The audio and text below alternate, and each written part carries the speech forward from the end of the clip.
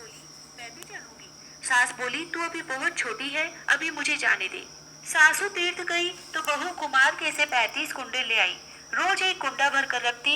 उधर गंगा में सासू जी की नथ गिर गई। बहू कुंडे में नहाती हुई बोली, सासू नहावे उंडे, मैं नहाऊं कुंडे।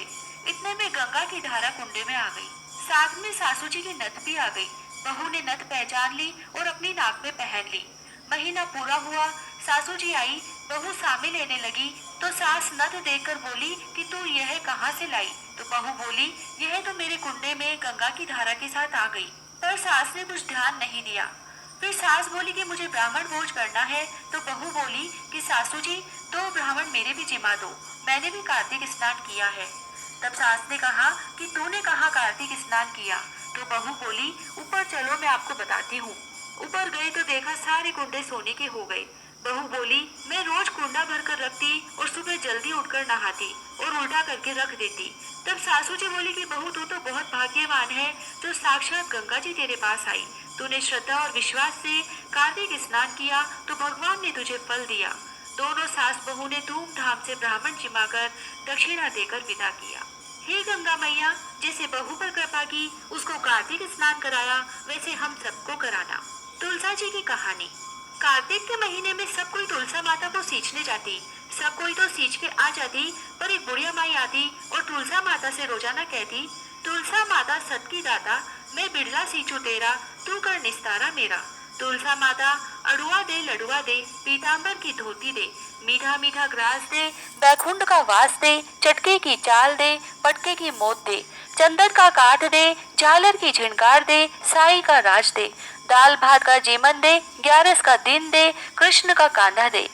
इतनी बात सुनकर तुलसा माता सूखने लगी। भगवान ने पूछा कि तुम्हारे पास तो इतनी औरतें आती हैं, तुम्हें जिमाती है, गाती है, तो भी तुम कैसे सूखने लगी?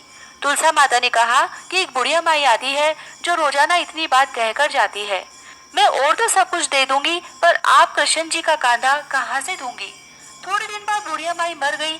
सब कोई उसको उठाने लगे, पर वह इतनी भारी हो गई कि उठे ही नहीं। सब कोई कहने लगे कि पाप घाट की माला फेरती थी, जिससे इतनी भारी हो गई। भगवान बूढ़े ब्राह्मण का रूप धारण करके आए। सबसे पूछने लगे कि इतनी भीड़ क्यों हो रही है? सब बोले, एक बुढ़िया मर गई है, पापनी थी, इसीलिए किसी से नहीं उठती। तब भगवान बोले कि इसके कान में मुझे एक बात कहने दो तो यह उठ जाएगी। सबने कहा, तू भी अपने मन की निकाल ले। भगवान ने जाकर उसके कान में कहा, बुढ़िया माई, तू बिड़ला सींचे मेरा, मैं करूँ निस्तारा तेरा। बुढ़िया माई, अड़ुआ ले गड़ुआ ले, पीताम्बर की धोती ले, पटके की मोद ले, मीठा मीठा ग्रास ले, बैकुंठ का वास ले, चटके की चाल ले, चंदन का काठ ले, झालर की झिनकार ले, साई का राज ले, दाल भात का जीवन ले, कृष्ण का कांधा ले। इतना सुनते ही बुढ़िया माई हल्की हो गई। भगवान उसे कांधे पर ले गए और उसकी मुक्ति हो गई। हे तुलसा माता, जैसा उसकी मुक्ति करी ऐसा हमारी करियो, जैसा उसको कांधा दिया वैसे सबको दियो। पीपल पतवारी की कहानी। एक गुजरी थी, उसने अपनी बहू से कहा कि तू दूध दही बेच के आ। वह बेचने गई तो रास्ते में औरतें पीपल पतवारी सींच रही थी। उनको सींचता देखकर बहू ने पूछा कि तुम यह क्या कर रही हो? औरतें बोली कि हम पीपल पतवारी सींच रही हैं, इससे अन्न और धन होता है, 12 वर्ष का बिछड़ा हुआ पति मिल जाता है। बहू बोली, ऐसी बात है तो तुम तो पानी से सींचती हो, मैं तो दूध से सींचूंगी। अब तो गुजरी बहू रोजाना दूध दही बेचने ही नहीं जाती। वह रोजाना दूध तो पीपल में और दही पतवारी में सींचती। सास दूध दही का दाम मांगती तो कह देती कि महीना पूरा हो जाने पर दे दूंगी। कार्तिक का महीना पूरा हो गया, पूनम का दिन आया। बहू पीपल पतवारी के पास जाकर बैठ गई। पतवारी ने पूछा कि तुम मेरे पास क्यों बैठ गई? तब बहू बोली कि सासू दूध दही का दाम मांगेगी।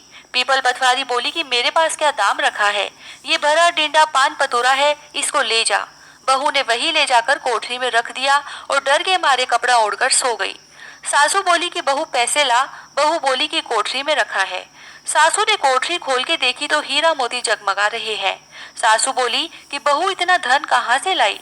बहू ने आकर देखा तो सच्ची में ही धन भरा हुआ है। बहू ने सासू को सारी बात बता दी। सास ने कहा कि अब की कार्तिक में मैं भी पतवारी सींचूंगी।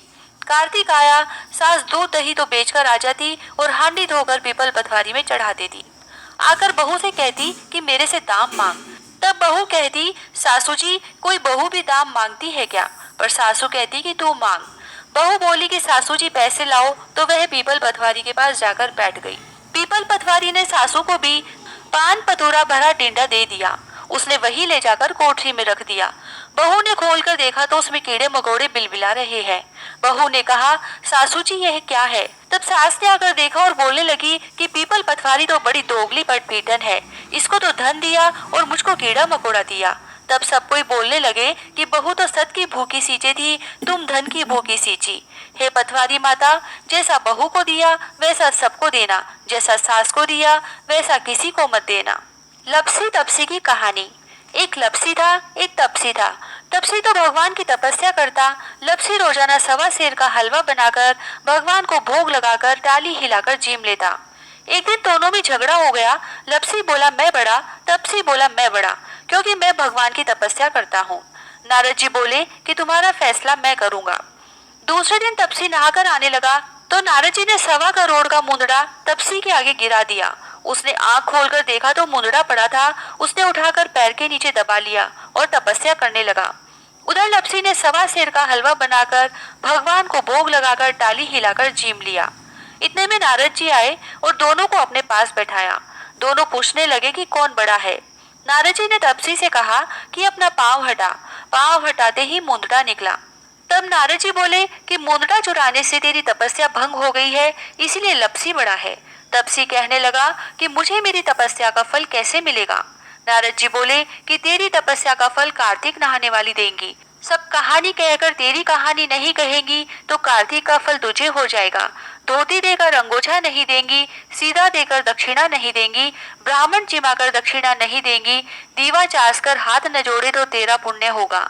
कपड़ा दे के बटन न लगावे, दाहिने हाथ नाड़ा बांधे तो सबका फल तुम्हें हो जाएगा।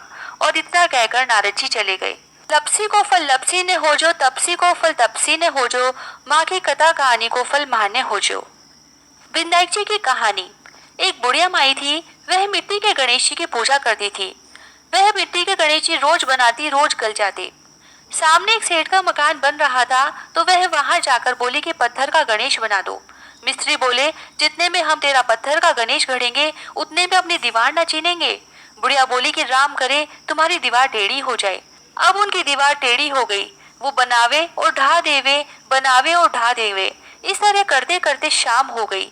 शाम को सेठ आया और उसने कहा आज कुछ भी काम नहीं किया। तो मिस्त्री कहने लगे कि एक बुढ़िया आई थी, वो कह रही थी कि मेरा पत्थर का गणेश गढ़ दो। हमने नहीं गढ़ा तो उसने कहा कि तुम्हारी दीवार टेढ़ी हो जाए, जब से दीवार सीधी ही नहीं बन रही। सेठ ने बुढ़िया को बुलवाया और कहा कि हम तुझे सोने का गणेश मढ़ देंगे, हमारी दीवार सीधी कर दो।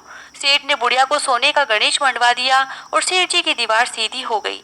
हे विनायक जी महाराज, जैसे सेठ की दीवार सीधी करी वैसे सबकी करना। कहता न सुनता न हुकारा भरता ने सारे परिवार की रक्षा करना। हे कार्तिक महाराज, सबकी मनोकामनाएं पूरी करना, सबकी रक्षा करना। जय श्री राधे।